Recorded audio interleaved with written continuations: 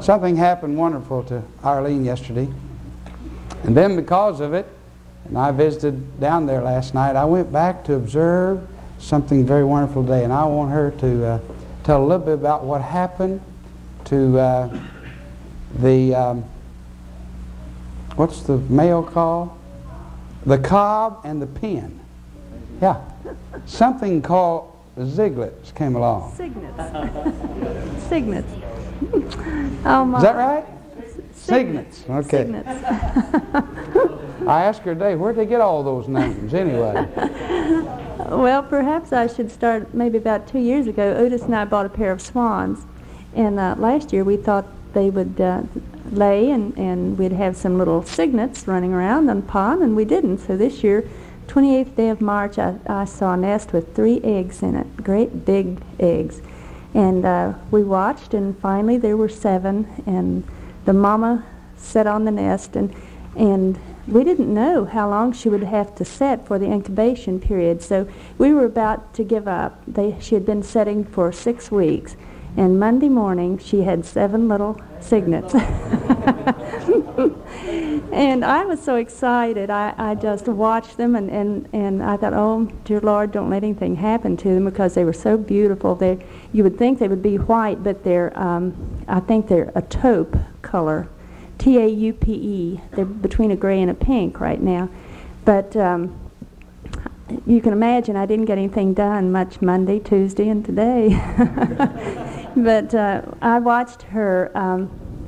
Tuesday morning I went up, and the babies were, well, 24 hours old, and she hadn't had them. They'd been on the grass beside her, but she hadn't had them to the water yet. And I watched carefully, and she started, I moved back so she couldn't see me. She was very cautious of me, even although she knew me, she was cautious with her new babies. And as I moved back, she started down the pond bank to the water, and she went in front, and she gave a motherly call as she went, and the 7 little ones followed by her and behind her, and she got to the water, and she went in, and she turned and she looked at them, and they came to the water's edge, but they wouldn't go in.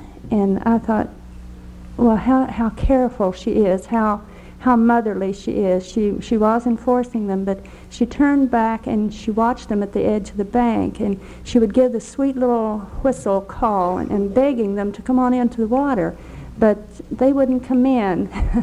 And she'd dip her beak in the water, and she would duck her head down, she'd bow, and she just would beg them to come on in, but they stood on the edge of the bank and they wouldn't go. And I was standing there just sobbing.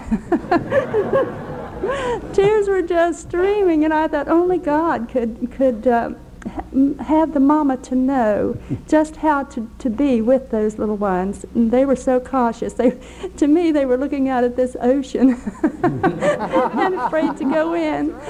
And she would put her beak in, and she would flip water a little toward them, and finally one fell in.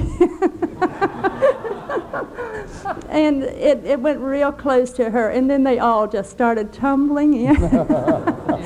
And as they tumbled in, she was still very, very careful, and she seems to know when the last one is with her. And so they gathered real close to her body as they would go into the water. They'd get real close to her, and then when the last one came in, she turned and she slowly moved away from the bank, and the little ones right beside her.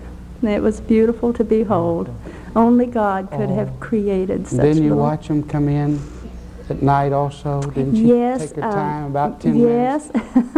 They had been on the water, and I had read that when they get tired, they will climb to their mother's back, and they're trying. One got on her back yesterday for a rest, but as they came in, she was bringing them back to the nest when it began to get cool yesterday evening, and she was bringing them back to the nest, and she got to the water's edge and climbed out of the bank, and she started up, and she turned around, and none of her babies were following. They were still in the water, and there's sort of a little crest of grass right at the edge of the dam, and they couldn't get up over that little crest. And again, we had this same little thing all over, that she kept talking to them and talking to them, persuading them and persuading them. And finally one made it up. It'd climb up and fall back and climb up and fall back. But then after many, many trials, they all got up, and they followed her to their nest for the bed that night. Praise the Lord. And so as she told me about it, yes?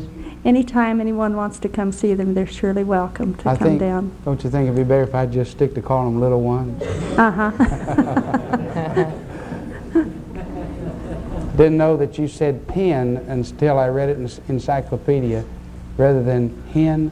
It's a pen. A pen. She is a pen, and he is a cob. Cob, right. Thank you so much. It's a beautiful, beautiful sight to see. I walked up and with my glasses, because they stayed on the other side of the pond today, looked them over, and I couldn't find the ugly duckling. They were all so bundly and cuddly sweet.